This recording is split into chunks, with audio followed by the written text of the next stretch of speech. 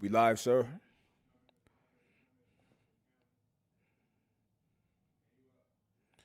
Yo, what's up, squad? YouTube squad. What's the deal? It's your boy Mike Rashid, Lions, Owls, Elephants podcast.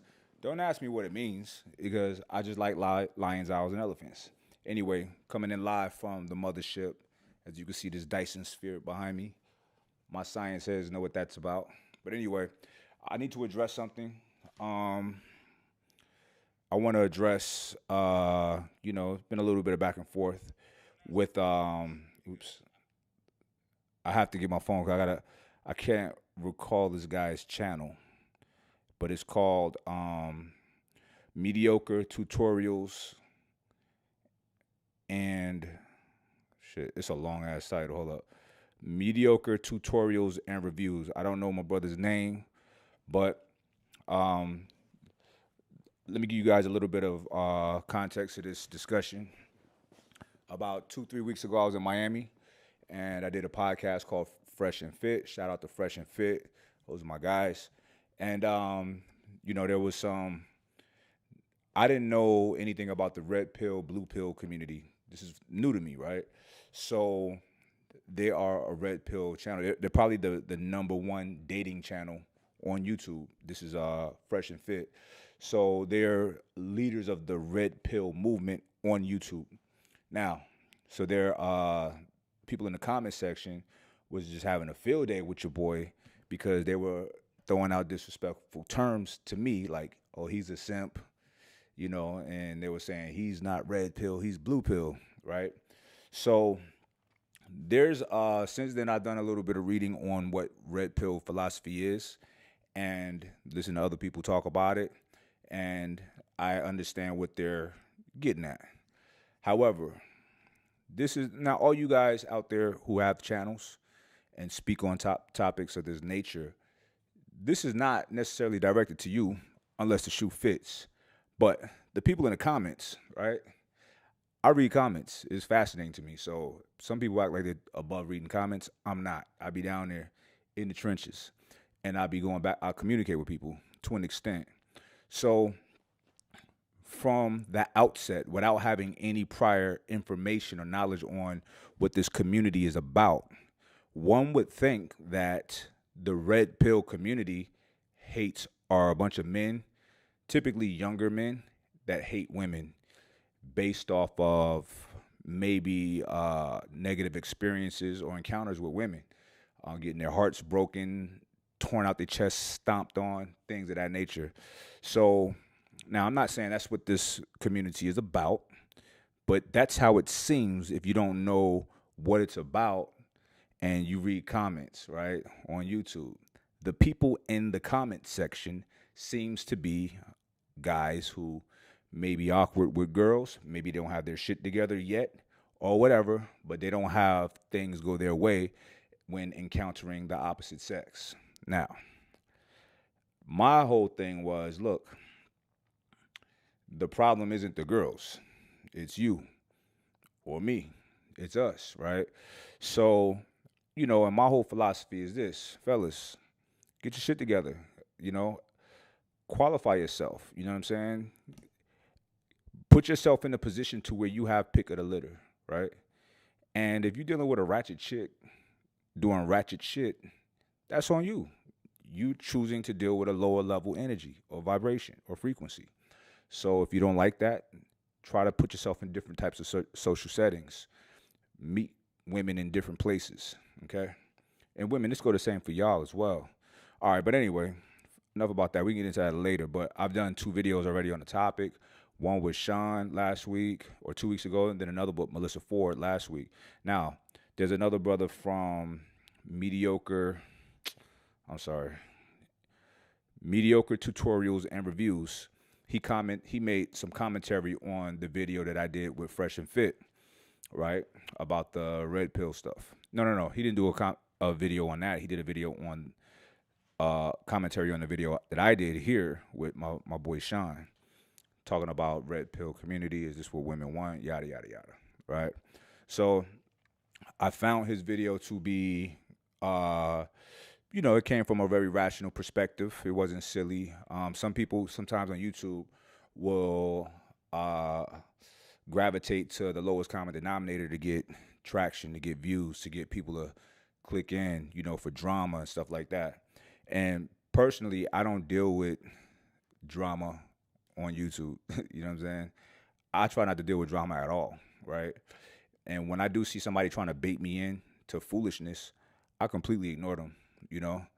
And depending on how disrespectful or not they are, we might run into each other.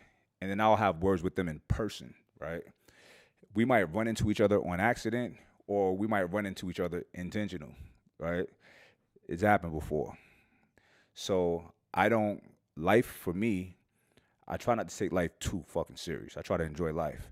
However, you know, I position myself in a certain way to where I don't want to deal with too much foolishness, right? And I treat people with respect, everybody. So when people treat me with disrespect, especially in a sense of like YouTube and social media to where they feel we'll never encounter each other, I prove them to be wrong, right? So anyway, but however, I will never give energy to that kind of negative attention or negative entity on my channel or any platform that I use. I try to use this for good. I try to use this to have meaningful conversations, let it be productive, let it be some kind of information that could help people, things of that nature. Now, so this guy, mediocre tutorials and reviews. I wish I knew his name so I ain't got to say this long ass paragraph every time. But anyway, I was not mad at his breakdown of the video. I appreciated it. So, but I did have some comments and back and forth with some of the people in his comment section. I thought I left a comment for him, right? Kind of praising the channel because I love to see a young black man with some sense, with some intelligence, getting on YouTube, creating their own community, and doing their thing. I love to see that. So I support that. I praise that, and I'll try to elevate it and promote it. Matter of fact, his channel is in my description down below. So y'all make sure y'all check him out because I think he does do some pretty good content. I haven't went through a lot of his videos yet, just the two that he did about me, but I did see some interesting things that I do want to go back and look at. Listen, I'm a human, right? And I love consuming meaningful or interesting content, and I see some interesting stuff on there that I like, so I'm going to go and watch it with the topics at least. So, and most of the stuff I watch is on YouTube or Netflix. So there it is. There, YouTube is a valuable source of information. So much shit on YouTube. But anyway, I was not mad at his video review at all. Did go back and forth with some of the people in his comments because they were just silly, just foolish. You know what I'm saying? Some of the things that they were saying. So then myself and Melissa Ford did a video on, this whole gender war thing, because I don't think there's necessarily a gender war, me personally. Some people might feel like that, but that's their personal experience. And whether something is real or not is totally up to the individual. If it's real to you, then it's real to you. It is what it is. So I'll never say something don't exist. I can just say it doesn't exist for me, right? And not in my universe, not in my world. So anyway, Melissa and I did a video. We went back and forth, and then I brought up because that day, I believe that day or the day before, he did a video about me. So we discussed some of the things, and he did commentary on that. I just seen that, like, I don't know, a few minutes ago. Somebody sent it to me. So, and I wasn't mad at anything he said. He did bring up a point though, because I said in the video that, in my life, I trained early on in my life, because I like boxing and I wanted to be strong, this, that, and the third. But over the years, my reasoning for training evolved into different reasons, right? So I started out literally just to be strong, and then I got to a point to where, I wanted to be a little bit bigger, Then I got to a point the older I got, I was like, I really want to qualify myself to be as legit of a man as possible, right? So training is definitely part of it.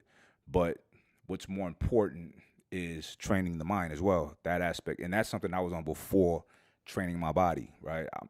Your boy was like valedictorian, honor student, uh, the whole nine. So my pedigree with scholastics is has been intact for a long time, but as well as the physical attributes as well, because I've been an athlete since I was a kid, since I was 12 years old. And despite all of the ups and downs of my life, there's things that stay consistent. I always focused on bettering myself in every way that I could better myself, physically, mentally, spiritually, you name it.